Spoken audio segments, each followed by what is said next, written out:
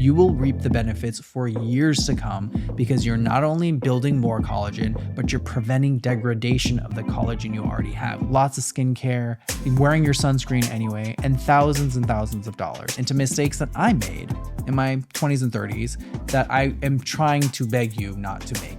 The first one, and the least sexy, but the most important, is hi everyone, Prem Tripathi, board certified facial plastic surgeon. I'm a specialist in facial rejuvenation, both surgical and non-surgical in the Bay Area. If you like this type of content, like, subscribe, and follow for more. So today I want to give you some insight into mistakes that I made in my 20s and 30s that I am trying to beg you not to make, because these things took a lot of time to reverse, and I've spent lots of money, lots of time, lots of energy, and I see patients like this every single day that unfortunately have to do the same thing if they could have taken smaller steps to prevent these problems. So let's get into some mistakes that I made in my 20s that I don't want you to make. The first one, and the least sexy, but the most important, is not wearing sunscreen. And let me just tell you the path of choosing not to wear sunscreen and what that does to your skin. So you're not just gonna develop wrinkles, you're not just gonna develop potentially skin cancer, which we would have to be cutting out and then reconstructing, which is a problem. But you'll also end up with things more likely than skin cancer, like hyperpigmentation, deeper set-in lines, and sallow and dull skin. So if you, for example, have hyperpigmentation, which is brown spots or sun damage on the skin, primarily on the driver's side, which is much more common, you can get it also from acne, you can get it also from trauma. But if you're getting it from sun damage, the things that it's gonna take to reverse it are peels, lasers, microneedling, lots of skincare, wearing your sunscreen anyway, and thousands of dollars. Now, most of my patients that I know have worn sunscreen for decades and decades have phenomenal looking skin. Some, if not all of them, have done some type of skin treatment, but a lot of them have not. And that's why I say I can always tell when patients wear sunscreen. The other thing about sunscreen is that it prevents your collagen from breaking down and it helps you keep what you have. So not only is the skin gonna look worse, it's actually gonna be in worse integrity. So skip the misinformation about beef tallow and how that protects your skin. Skip the misinformation that sunscreen causes cancer. There's no evidence for that. Wear your sunscreen, wear it on your face and neck, wear it when you're outside, reapply when you can. Every 2 hours is recommended, and make sure that you're using the appropriate amount of sunscreen, which is about 2 grams per centimeter. Makes no sense, but it needs to be a significant amount, like a shot glass size for your face, neck, and body, 3 finger breaths for your face and neck. That's just a general rule. Wear your sunscreen, wear your sunscreen. I had hyperpigmentation all throughout my face, forehead, from acne scars, from sun damage, and it took years of treatments to reverse them, and I still have some left. So save yourself the heartache and wear your sunscreen. Okay, I'm done with that one.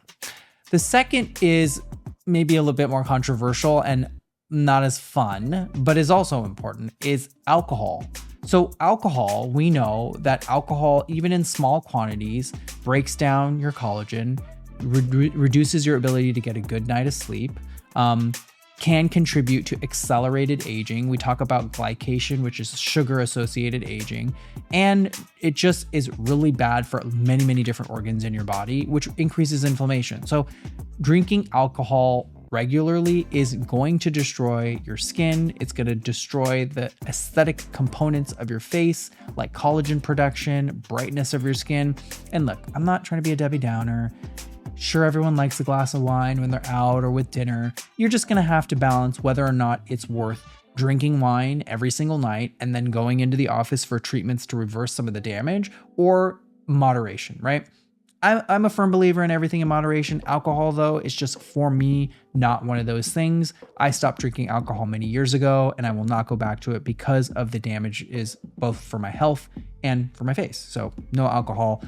If you're an alcohol drinker, this is not to say that you shouldn't, but if you don't want to spend as much money on maintaining things, then maybe reconsider how much alcohol you drink on a regular basis. The third, I'm not going to say sleep because everybody knows that we have to get enough sleep, but the third is using a retinoid consistently. Now, this can be something like a cosmetic retinol or retinol. Both of those are over-the-counter cosmetic vitamin A derivatives. You can get them from any drugstore or Sephora. These are things that are called retinols or retinols, and they help turn skin over, can help with acne, hyperpigmentation, fine lines, wrinkles, and texture. or a prescription retinoid like tretinoin or tazarotene. Both of these are prescription strength vitamin A derivatives and do a great job of making your skin look better. The challenge with both of these is they can cause some irritation. They can make it a little bit hard for you to stick to it. And as long as you find one that you like and you're using it consistently, you will reap the benefits for years to come because you're not only building more collagen, but you're preventing degradation of the collagen you already have, which is the one thing I talk so much about that people just tend to forget about. You want to make more, but you want to keep what you have. It's so important.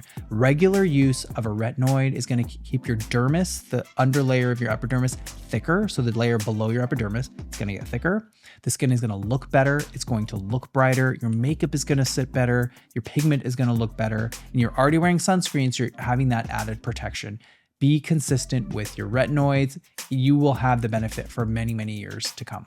The last and probably the most expensive, also controversial, is toxin. So neurotoxin, Botox, Dysport, Daxxify, Xeomin, Jeuveau.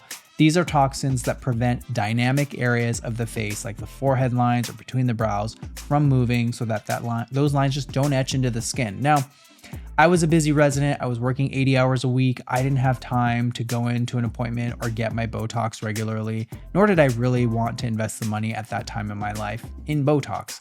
But since those days are long gone, the wrinkles have caught up with me. And if they don't bother you, if the lines don't bug you, that's fine. Don't let them bother you. But if they are starting to bother you, you do have some time between when they are treatable and when it's too late. The more consistent you are though, the less time those lines have to etch into the skin and then be irreversible, right? You do have time, but remember, use that time wisely. And if those lines are bothering you now, odds are when they're etched into their skin, they're probably going to bother you more. So if you can tell right now, I am due and I need to be better and more consistent with my toxin. And if it fits into your budget and lifestyle, be more consistent with your toxin use. That's all I have for you guys today. If you like this type of content, like, subscribe, and follow for more, and I'll see you next time.